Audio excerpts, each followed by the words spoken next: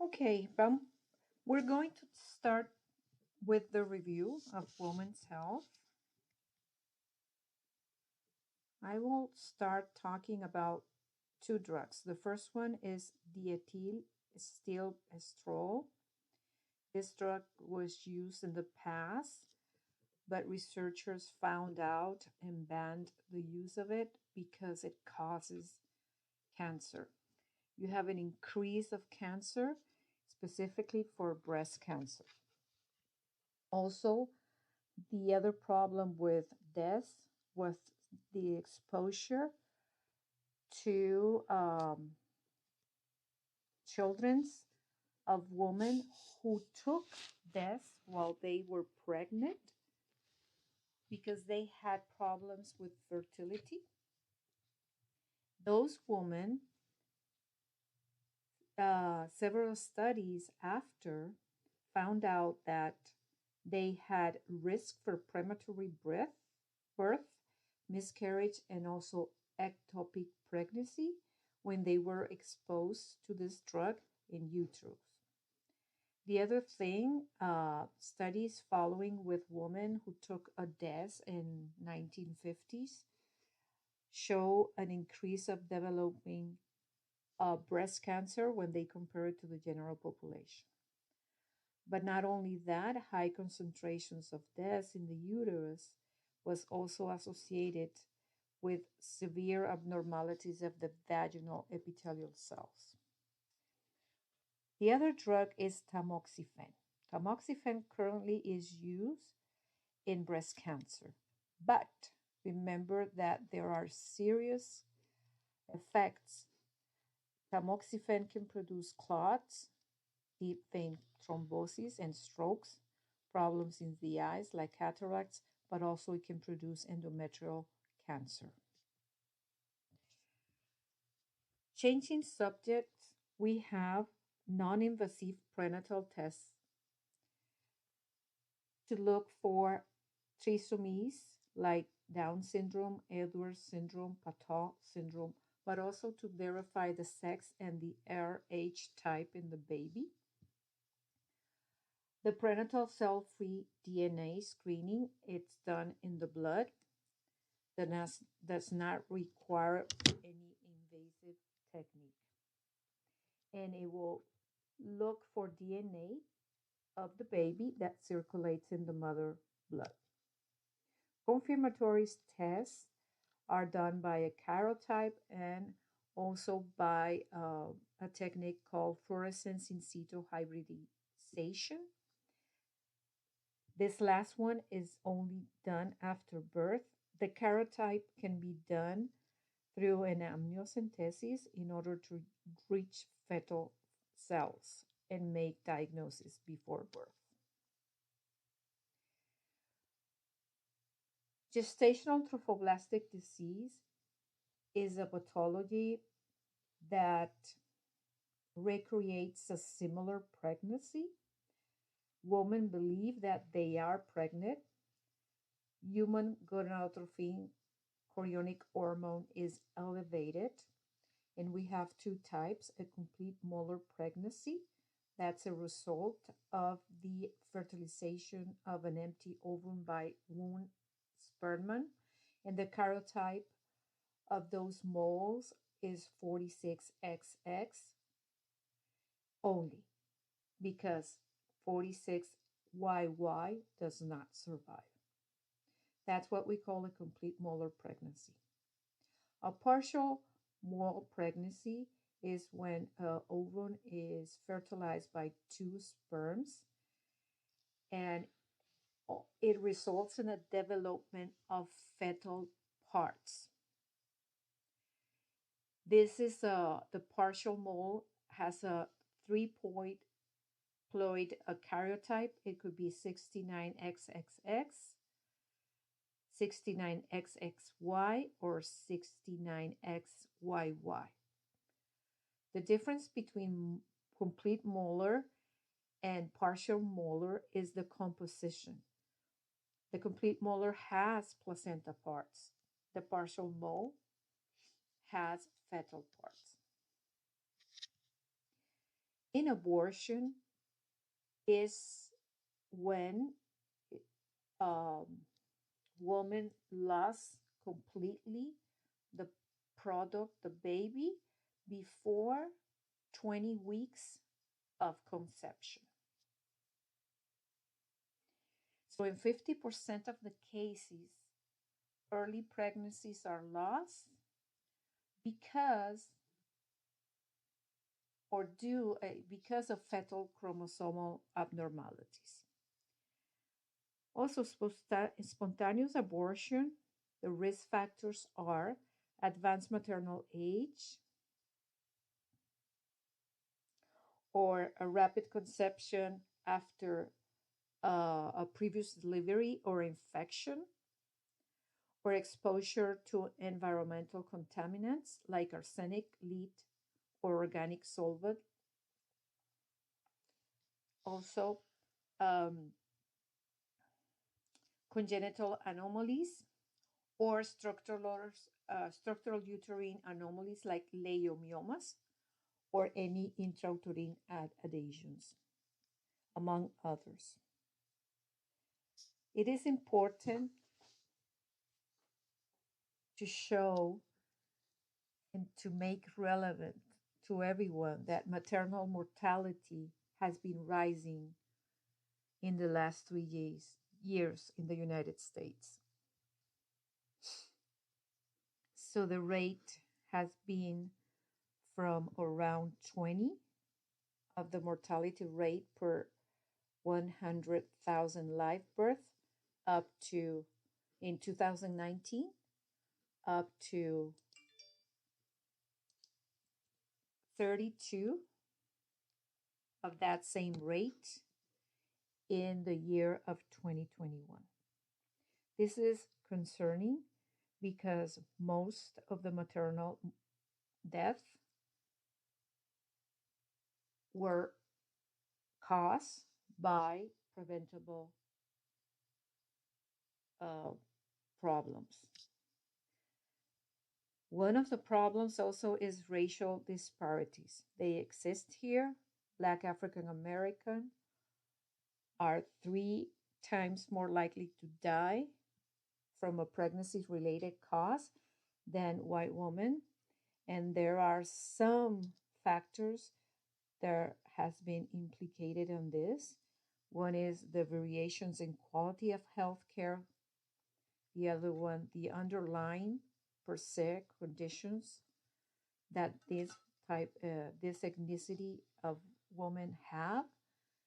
The other one are structural racism or implicit bias. Every pregnancy related death, of course, is a tragic, and 80% of pregnancies related death in USA are preventable. So we as healthcare providers need to recognize urgent maternal warning signs, provide timely treatment, make a delivery respectful, and provide a high quality care. That's the only way to prevent many pregnancies related death. Also by working in interprofessional collaboration way. One of the problems before delivery, it's the preterm birth. Nobody wants a preemie to be born. We want term babies to be born. One of the leading causes of preterm birth are infections. It could be a vaginal infection, it could be a urinary infection, it could be also stress, or it could be a decidual hemorrhage, or it could be over distension of the uterus because of multiple pregnancies. Whatever the cause is, the final pathway to initiate the preterm labor is going to be the secretion of prostaglandins, the degradation of the matrix that surround the fetal membranes, and productions and release of oxytocin by the posterior hypophysis gland. So preterm labor can occur during the first, second, or third trimester. It will produce regular uterine contractions that will lead to changes in the complete dilatation of the cervix and emphasement. But this, if it's a preterm labor, should occur before 37 weeks of pregnancy. So the type of pathology that can produce a preterm labor are placenta previa, placenta abrupta, an incompetent cervix, and a pre-labor rupture of membranes, or a preterm rupture of membranes. Preterm birth is a problem that occurs during second or third trimester, and it's defined as birth before a gestational age of between 20 and 37 weeks. So placenta previa, it's the location, it's the obstruction, complete or partial, of the internal os of the cervix by the placenta. We can have a marginal placenta when it's within 2 centimeters of the internal os, or we can have a low lying of the placenta between 2 and 3 centimeters of the internal os, or we can have a complete placenta previa over the internal os. The problem here is the oxygenation of the baby, because when the placenta is not fusion completely with the vessels of the uterus, it's going to be producing ischemia and problems with blood supply, leaving some part of the placenta with very low or poor blood supply, and that part of the placenta will atrophy. And this is a big problem for the baby. Also, a placenta previa cannot be, that baby, when the baby has a placenta previa, cannot be born through vaginal. It has to do a C-section. So the risk factors for a placenta previa, they occur during advanced maternal age. That means over 35 years. Occurs also in patients that are multiparity. They smoke, they use cocaine, they have been done a prior suction in the uterus or a curettage, they have used assisted reproductive technology, they have a history also of cesarean sections, or they had a prior placenta previa. A placenta abruption occurs when we have an accumulation of blood between the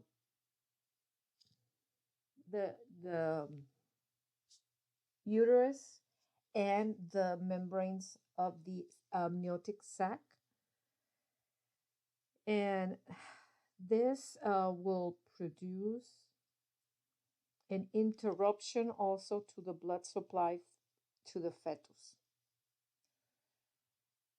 When we have an extent separation of the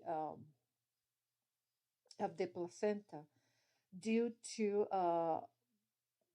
blood, due to an hemorrhage, that cannot also be dangerous for the fetus. It can also produce maternal mortality.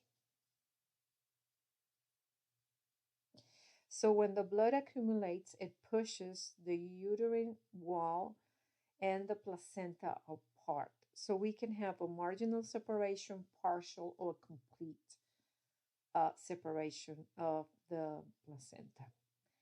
And usually symptoms vary in the different types, but also the separation can occur in a, in a slow timeline. The premature rupture of membranes usually occur in the third semester has to do with the um, the strength of the membranes that are formed by collagen, fibronectin, and laminin. It has been indicated that maybe there is an imbalance between the production of the matrix, an imbalance between the production of the matrix of metalloprotease and the inhibition of the creation of that matrix.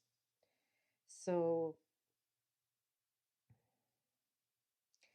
the matrix metalloprotease degrades the collagen, and the inhibitors um, of that enzymes will permit the integrity of that of the membranes. So when we have more degradation than action of the inhibitors of the enzymes that degrades the membranes, it seems like that's when the rupture occurs.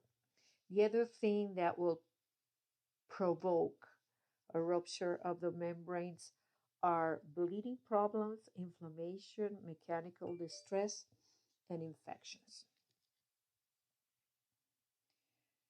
An incompetent cervix occurs when the cervix ripens or opens or increase the diameter before it's time to do that. And also, it seems like the sequence to do this, it's in a normal sequence. So a cervix should be open or ripping in the order like we start with remodeling and ripening. That means when the cervix start to shortness and also dilatate, then we will have an activation of the decidua. That's part of the fetal membranes, amniotic sac, and then uterine contractions start. But when we have an abnormal sequence, and that means maybe because we have an activation of the decidual and uterine contractions first, and then the cervical remodeling and ripening starts second, that's what we call an abnormal activation. And that's part of the pathophysiology of incompetent cervix. Let's start a little bit about normal labor. So there's something called the 7 cardinal movements of fetal that makes the descent of the baby during labor. Initially, the head of the baby is floating. And for a normal delivery, the presentation should be cephalic. When labor starts, the head of the baby should do the first step that's called engagement. And usually the baby's nose is looking towards the symphysis pubis. Then there's 2 movements that the baby need to do in a synchronized way. One is to descend the head, but the other one is to do a flexion of his neck, approaching the chin towards his thorax. So we're doing descending and flexion. After that, the baby needs to do a rotation of the head in order to localize the biparietal diameter to go through the B-spinal diameter of the pelvic of the mother. So the internal rotation means that the supraclavicular waist will turn to the right on this way. And this is what we're seeing here, internal rotation. And that's the upper part of his body is going to rotate. While he rotates, he's localizing the biparietal diameter, but also he is positioning the back part of his neck under the pubis to be prepared to the next step, that is extension of the head. After the extension of the head, he will do an external rotation. And that means his head is going to turn again to the same position he was before by rotating to the left, as you see here. And then the next step is expulsion. Also, remember that during labor, we have a first stage that has only to do with dilatation of the cervix. This 7 cardinal movement is completely what occurs in the second stage. In the third stage, it doesn't have to do with it. It has to do with the expulsion of the placenta. So, to summarize again, the onset of the labor, letter A, then descent and internal rotation, biparietal diameter is located in between the two station 0 2 spines of the iliac bones. So here we're in station 0. Then after that, we have the extension, the beginning of the extension, complete extension. The back of the neck is located under the pubis, restitution, external rotation, complete of the external rotation, and expulsion. And here you're seeing the movements of the head with respect of the sagittal suture and the anterior fontanelle. So we have 3 diameters of the pelvic inlet. The anterior posterior diameter is 11 centimeters. Between the ischial spines, we have 9.5. The transverse is 13. The oblique, this is transverse, and the oblique, each one is 12. The best presentation to have a successful delivery is the vertex presentation because the dimensions are 9.5, and this is what we call the biparietal suboccipital bregmatic diameter of the head of the baby. And this is the best position to be between the spinals. So biparietal is 9.5, it's going to go out. With respect of the labor pathology of the first, second, and third, the first stage begins with the onset of regular uterine contraction that will cause any changes in the cervical, and it will end when we have a full cervical dilation and enfascement. The second stage begins when the cervix reaches the full dilation of 10 centimeters and ends with the delivery of the fetus. The third begins immediately after delivery and ends with the delivery of the placenta. The duration of the first stage will depend if the woman is the first time a nulliparous or a multiparous. The second stage also will vary the duration if the patient is nulliparous or multiparous. And the third stage does not depend on that. It will, the normal time is 30 minutes, no more than that.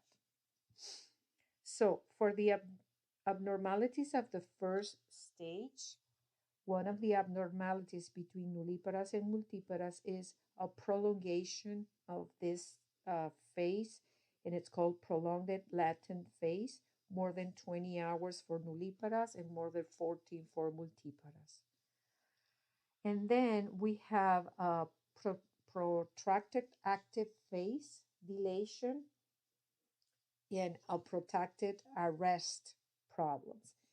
And that has to do with dilation of the cervix or problems with the descendant of the baby. Remember that the baby needs to flex and start to descend the head. So that all is in the first stage. And arrest, depending if it's a nullipara or multipara, more than 3 hours. For nulliparas, more than 1 hour or 2 hours. We consider that an arrest.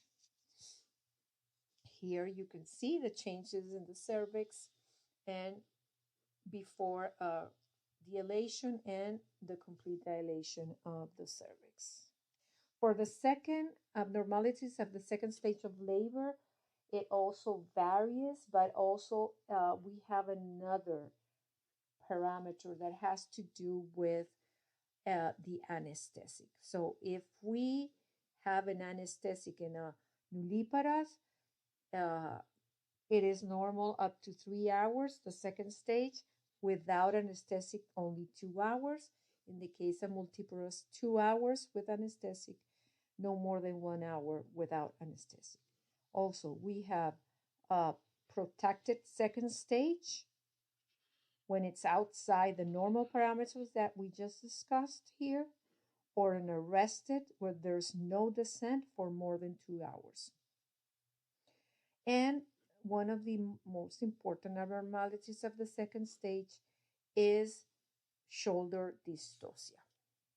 By the way, let me tell you that one of the most important abnormalities of the first stage is a cephalopelvic disproportion, because it's the head of the baby who is going to start the contractions, right? So contractions has to do with the first stage. So when the head of the baby does not descend because we have a disproportion, cephalopelvic disproportion, that is going to be one of the most important abnormalities of the first stage. With respect of the third stage, we have a prolonged third stage, more than 30 minutes, maybe because of abnormal presentation like a placenta accreta, or maybe the placenta got trapped, separated, but got trapped because there was a lower contraction of the lower segment of the uterus. And also the third stage can cause postpartum hemorrhage because of abnormal of this part of the abnormal placentation or rest of placenta during this stage. A retained placenta, we can have placenta adherence when there is a failure contraction of the myometrium and does not make the placenta descend. A trapped placenta, when the placenta has detached but has been trapped because the cervix closed. That's what we call a trapped placenta. And a partial accreta, where there is a small area of the placenta that's not detaching. A classification changing subjects of hypertensive pregnancy can be a chronic hypertension when the patient, before getting pregnant, she has the diagnosis of hypertension, or when the patient, after getting pregnant, gets a hypertension, and that is after 20 weeks. But we can have an atypical preeclampsia before 20 weeks. We can have a typical preeclampsia or just preeclampsia. We can have an eclampsia, and we can have what we call a HELP syndrome, that is characterized by hemolysis, elevated liver enzymes, low platelets. If we have hemolysis, remember that we have anemia. So this syndrome is characterized by anemia, thrombocytopenia, and elevated AST and ALT. Let me go back. In eclampsia, remember that eclampsia has seizures. Preeclampsia does not have seizures. High risk for any hypertensive are history of preeclampsia, history of chronic hypertension, renal disease, autoimmune disease, multigestation, or diabetes. So the high risk are pre-existing morbidities plus history of preeclampsia. Okay? All of the others are morbidities that the patient had. The risk in progression to preeclampsia is a history of preeclampsia, a history of HELP, twin and multiple gestation. Remember, anytime that you have a twins or multiple gestation, that's a risk factor. BMI over 30, an advanced maternal age over 35, first-time mothers, and family history for this. Moderate factors are nulliparous, more than 10 years between pregnancies, an elevated BMI, low socioeconomic status, Black African American race, family history of preeclampsia in first degree, advanced maternal age. Preeclampsia has to do with the spiral artery remodeling.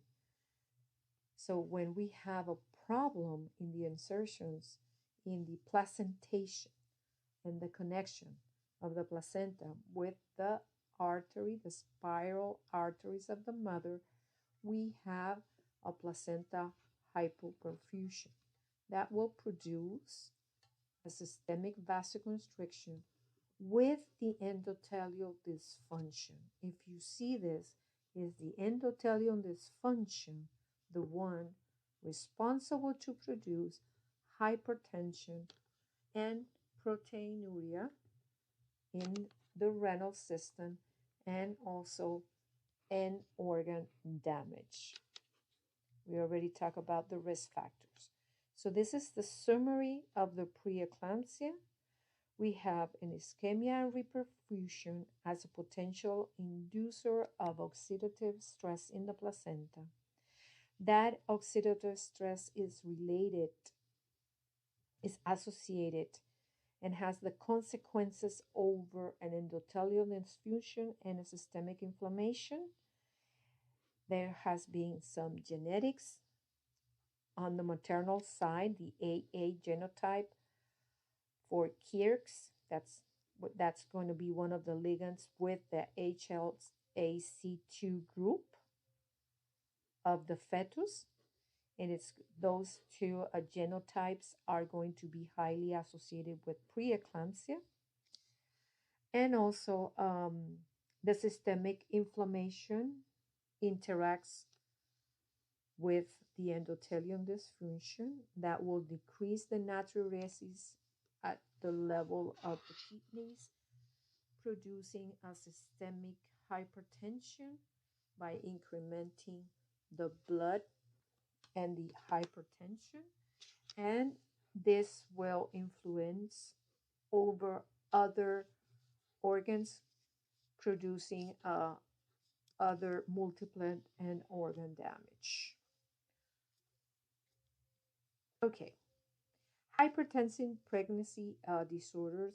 There's one that's very, very dangerous, causes high mortality in the mother, and that is one that is called HELP. And HELP is the same thing that we explained for preeclampsia, but we need to add that we are going to be seeing what we known as a hemolytic uremic syndrome. And that means that we have endothelial injury by the deposits of fibrin, thrombotic microangiopathy, or microangiopathy hemolysis anemia called MAHA, liver damage, plaquet activation, and consumption with the result of thrombocytopenia and also elevated liver enzymes. So the mother is going to be uh, very, she's going to be very weak. She's going to have fatigue. She will need blood transfusion because she has anemia. She will need plasma transfusion because she has thrombocytopenia. And she will need uh, the to be prescribed magnesium sulfate to prevent seizures because HELP can progress and goes. The next step will be eclampsia. By the way, it is important to know that one of the best way to resolve the HELP syndrome is to take out the baby. Hemolytic uremic syndrome caused by HELP or by other pathology is highly mortal. Mortality is very high. In the eclampsia, even though it's multifactorial, uh, it's preeclampsia, it's seizures. The difference is that we have a cerebral edema. We have an encephalopathy, and that encephalopathy caused by vasospasm will produce seizures. And hypertensive encephalopathy, it's the one playing a role. Okay, an abnormal uterine bleeding can be caused by several things, by several etiologies. So we can have leiomyomas that are tumors in the myometrium. We can have polyps that can be sessile or pedunculated. The ones that are pedunculated are the ones more prone to torsion and produce hemorrhage. We can have abnormal bleeding because a patient has endometriosis. We can have an abnormal bleeding when the patient has endometrial hyperplasia or endometrial carcinoma. There's a lot of things. So, an abnormal bleeding can be an infrequent uterine bleeding, a frequent uterine bleeding, a heavy menstrual bleeding. It could be an intramenstrual bleeding. It's not time. Heavy menstrual bleeding has to do with the quantity. Intermenstrual bleeding has to do with the menstrual cycle. Amenorrhea, it's also an abnormal. There's amenorrhea is the absence of bleeding. There's no menses. And we need to use the specific term for what we're seeing in the patient. So there are benign, malign, and intermediate causes of abnormal bleeding. Let's start with the benign one. And the most common and important one is going to be pregnancies. Pregnancy is one of the most important causes of bleeding. The other one, infection. An infection can produce an endometritis, that's an inflammation of the endometrium. The presence of any external device, like intrauterine device, can also produce an infection and an inflammation, a salpingitis, and any anovulation. The patient has PCOS, and it's producing anovulatory cycles, can have an abnormal bleeding. Sometimes endometrial polyps, endometriosis, cystic atrophy, stromal nodules, adenomatoid tumor, adenomyosis, leiomyomas. Intermediate, the endometrial hyperplasia usually is benign, but you know it mimics an invasive carcinoma. We need to do a biopsy to make sure what's happening there. And also the malignant causes like endometrial adenocarcinoma, if it has gland, or endometrial metaplasia, if it does not have gland only epithelial, it has squamous epithelial, or myometrial neoplasia, That's in the myometrium, it's leiomyosarcoma, or endometrial stromal neoplasia, also it's stromal sarcoma or adenosarcoma. So depending on the names that you hear, it could be formed by epithelium, and usually when it is by epithelium, we call it squamous, or by glands, adeno, or it could be a combination adenosarcoma, or it can have muscles, leiosarcoma. Leiomyoma pathophysiology, they are responding to the effects of steroids. So leiomyoma have in their surface expression of receptors for estrogens and also for progesterone.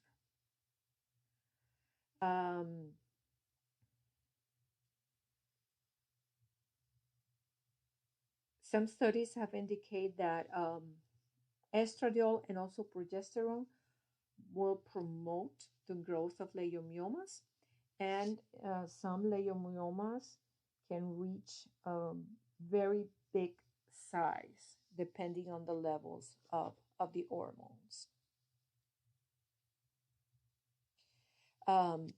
Leiomyomas is frequent in young patients, not exactly in older patients, because older patients are in menopause. In menopause, during menopause, the levels of estrogens decrease. Endometriosis is the presence of the endometrium outside the cavity of the uterus. There are two main theories. One, it's called the Samson theory, or retrograde menstruation, that will produce the travel of fragments of endometrium through the fallopian tubes and infiltrate inside the tubes, the ovaries, or the peritoneum. And the other one is the coelomic metaplastic theory, that indicates the use of vascular or lymphatic vessels to produce an endometriosis outside the uterus. Okay, this was one of our new parts where you're seeing a very big leiomyoma, big, huge size, almost the size of a baby, a little baby, or when you're seeing also here multiple leiomyomas that can be protruding the lumen of the uterus or inside the myometrium or close to the endometrium. Also, you can see the difference between a normal benign tumor and an endometrial carcinoma. You can also compare the histology between a normal endometrium and an hyperplasia versus an adenocarcinoma. And here the most poor prognosis, like the leiomyosarcoma. With respect of the three most common gynecological cancers in the USA, we have in first place uterus, corpus, uterus carcinoma. The second is cervix, and the third is ovary, followed by the vaginal and the vulva. And with respect of the melanoma that we talked the other day, remember in first place it's the vulva, and I'm talking about gynecological cancers. First is vulva, then it's vaginal, and third is cervix.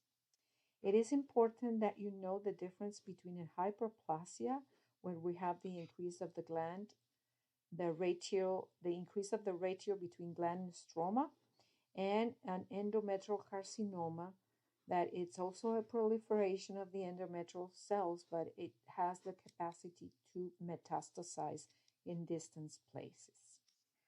So we can have endometrial cancer due to glands. They're called adenocarcinoma, and 90% of the adenocarcinoma have good prognosis with a low grade type 1. And we have the serous carcinoma, which are 75% of those have had high grade type 2 with not too very good prognosis. The vulval cancer, we have two types, the basal cell and the squamous cell. But I'm going to talk about the squamous cell because it's the most common. The other one is rare.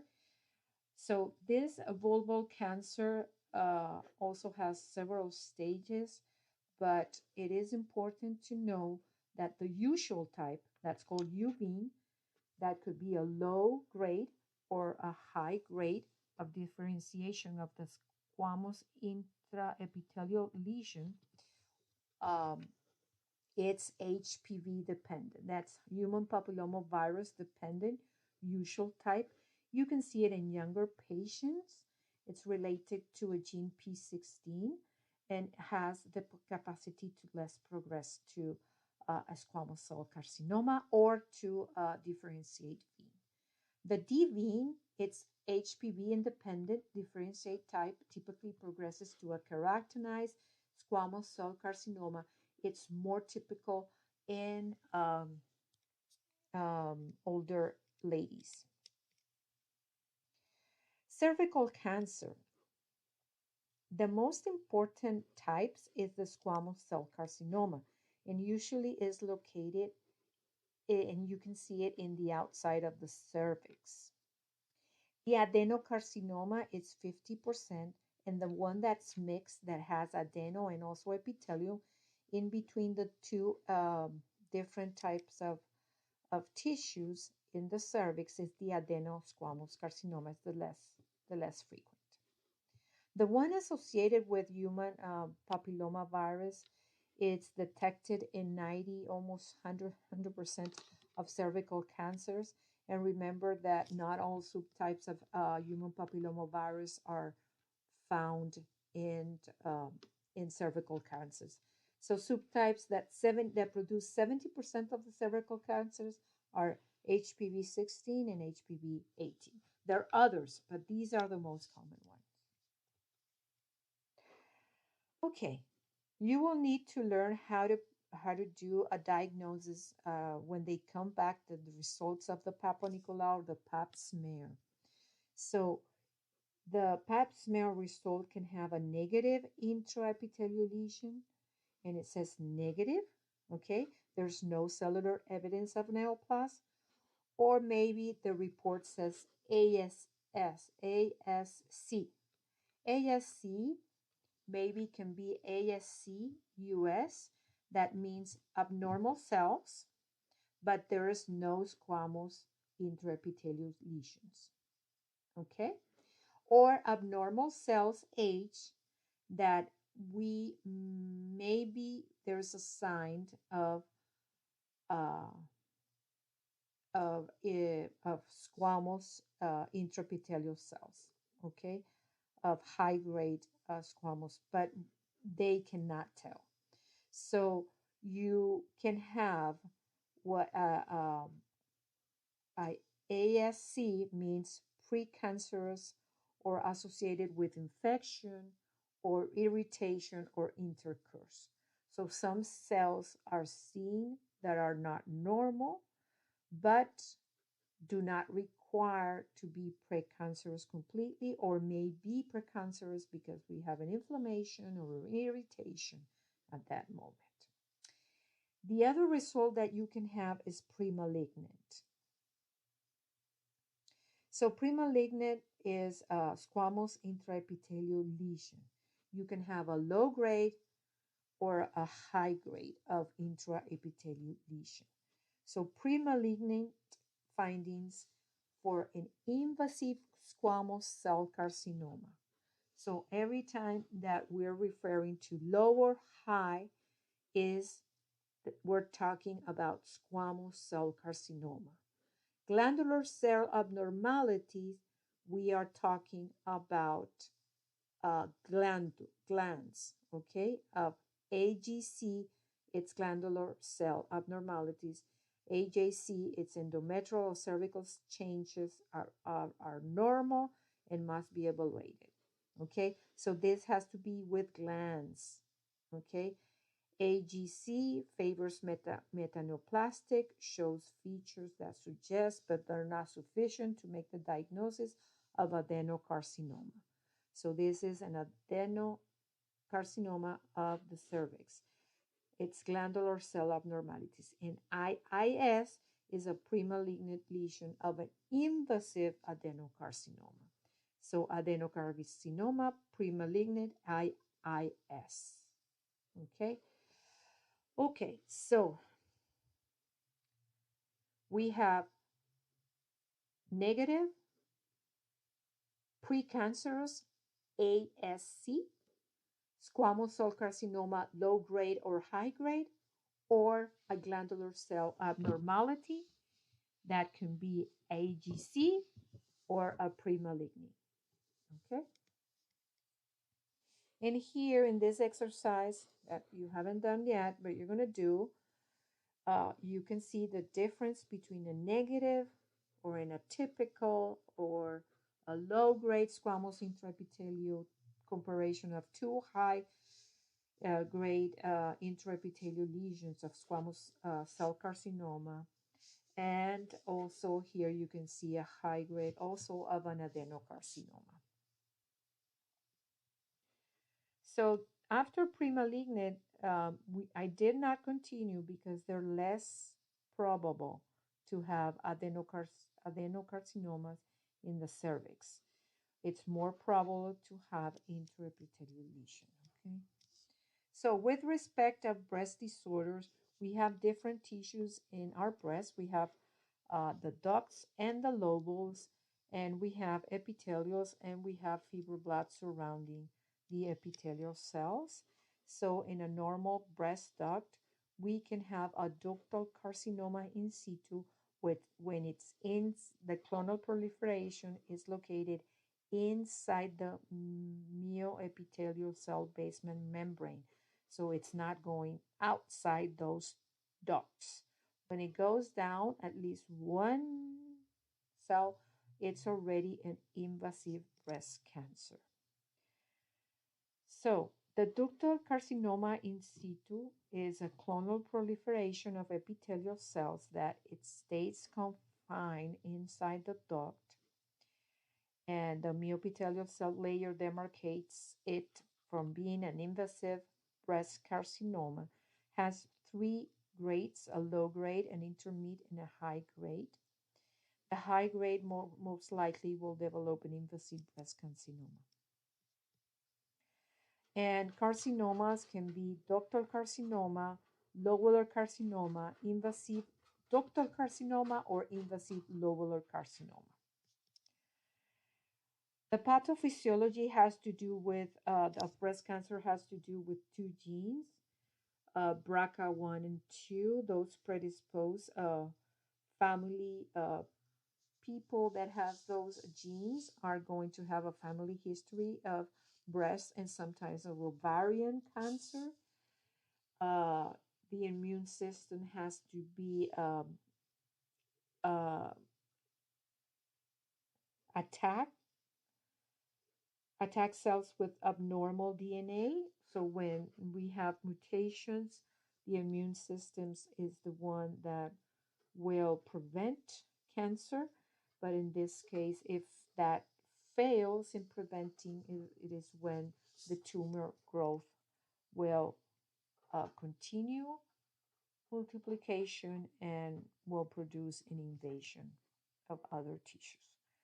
So the prognosis and predictive factors has to do with the stage, and the stage has to do in the breast cancer with the number of lymph nodes. So if we have negative lymph nodes, 60% will have over 5-year survival. If we have positive lymphoid, that will reduce in half, 30% will have an overall 5-year survival. So there are other things that has to do with prognosis, but those has to do with the treatment and with the presence of receptors in the tumor. So if we have receptors for estrogens, positive tumors that have estrogen receptors that's going to predict a better hormonal anti-estrogen therapy. If we have tumors that have over their layers HER2 neo targets, that will have better prognosis because we have a drug that it is a monoclonal antibody that can recognize those cells and kill the tumor. Sexual transmitted disease, the pathophysiology is very important. Try to analyze each one of these items because we have a lot of sexual transmitted disease. Remember that those diseases are divided as bacterial, like for example, gonorrhea and syphilis, viral, like HIV or hepatitis B, parasites like trichomonas, which all of them need to be transmitted by sexual activity. They can be transmitted by other ways and in other ways or by other exchange of bodily fluids, but one of the main ways of transmission has to be by sexual activity. So the other thing, STDs will get inside the body from a person that is infected to another person that's susceptible to get the infection through maybe the penis or the vagina or the anus, but it can also go through mucosa. So there was asking a long time ago if through kisses, if a patient has HIV and kisses someone that is not HIV, can that other person be susceptible to the infection? Yes, it can. It depends of what? Of what? Of the abrasions or little lesions that if that other person that's susceptible does not have a good hygiene in the oral mucosa and also has bruisings or abrasions, and the person that's kissing has a high level of viral uh, levels of HIV, the transmission can be done. So, also, transmission of STIs can also include intravenous drugs, exposure through vagina, also exposure through vagina during childbirth, or infection through breastfeeding. HIV can be transmitted through breastfeeding and through exposure during childbirth, and also a vertical transmission during pregnancy. So it has the three ways. Okay, organisms also invade normal cells and overburden the immune system, creating typical signs and symptoms for each one of the disease. So it is important to screen for STD, but it's also important to do it in a systematic way and to get the correct samples or additional tests depending on each one of the patient. So if the patient is asymptomatic and you want to test for STD but no symptoms, you should test and do a blood test for HIV and syphilis and a vulval 1 vaginal swab for chlamydia and gonorrhea, bacterial both, because it's very easy to do it. Warts, if the patient has warts, you should test for blood test and vulval vaginal swab, but you're also testing for HPV. Okay, and that's an hybrid capture test. If the patient has vaginal symptoms, you test for the first two and also for bacteria vaginosis and candidiasis, and that's a special high vaginal swab to do a microscopy, direct smear, and also an additional culture. And because it's having vaginal symptoms, also you should test doing a wet mount or a culture of nucleic acid amplification, or what we call NAT, for Trichomonas vaginalis. But I assure you, if you do a smear or a wet mount and the patient is symptomatic, you're going to see it. You're going to see trichomonas, swimming in your slide. If you have a genital ulceration, you do one HIV, syphilis, chlamydia, in gonorrhea, right? Remember, syphilis can give you symptoms in the genitalia and also gonorrhea. And you're also doing a trichomoniasis. And you need, because herpes virus can produce ulceration, you're going to do a swab for virus. So as you see, depending on the symptoms that the patient has, you're going to select the test. And this is important to have this chart on hand, close, hands-on, when you're doing your clinical rotation. Abnormal bleeding or an intrauterine device, do the syphilis and HIV, gonorrhea and chlamydia, candidas, bacterial vaginosis, the wet mount for trichomonas, and also a deep endocervical swab culture, because you would like to look for any anaerobes and anaerobics bacteria, but very, very high endocervical. The high-risk scenarios are patients that are sex worker, swingers, women with high prevalence areas, or contact or partners of same or bisexual men's or intravenous drug user.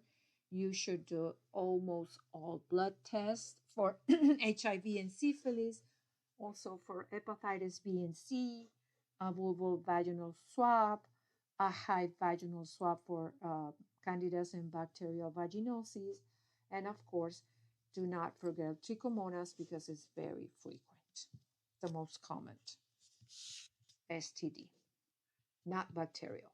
Okay, torch pathophysiology and vertical transmission.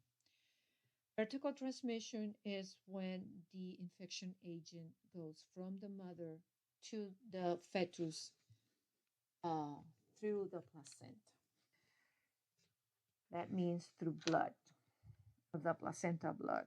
Okay, so Toxoplasma gondii cause toxoplasmosis, and the transmission is through oocystics and occurs normally in a person. I'm not talking right now about a pregnant woman, when they ingest or when they inhale fecal particles that are infected with oocyst. Usually, kittens are infected with toxoplasmosis, the little kittens. And if you have a little kitten that's infected with toxoplasmosis, you can inhalate, or you can take those, if you don't wash your hands, those orchids through the mouth, and you are ingesting the form of infection for toxoplasmosis. So if the mother is infected with toxoplasmosis, she can transmit toxoplasmosis to the baby, and that's what we call congenital toxoplasmosis. That that can occur in any of the trimesters, but is more commonly to see in the third one. Okay, why in the third one? Because the placenta is bigger. However, those infections that occur in the first semester are the ones that are going to be more severe for the baby, because the baby is going to be forming, it's going to be in the embryological phase. And the most problems of toxoplasma has to do with central nervous system, the size of the head, and also cataracts, and also little microsomia, and also death of the baby. Okay, syphilis is transmitted through the placenta or vertically in the birth to the placenta vertically, or this is an error, or in the canal, the birth canal, and the transmission rate is more than 80% in those mothers that are recently infected. So it's highly transmitted. Rubella is transmitted to the mother first, and the mother gets the viral infection, but then the mother can give the transmission of rubella to the fetus. So if a mother knows about somebody that has rubella, she needs to run because there's a lot of malformation that can occur in the first and second trimester if the mother gets infected with rubella. So cytomegalovirus transmits to the mother by a blood transfusion or organ transplant or by mucous membrane exposure. It passes through the placenta. It can pass through birth canal, breastfeeding to the fetus. So this is one that can pass this virus. It's like HIV because cytomegalovirus and HIV can be passed to the baby through the placenta during parturition or during breastfeeding. Uh,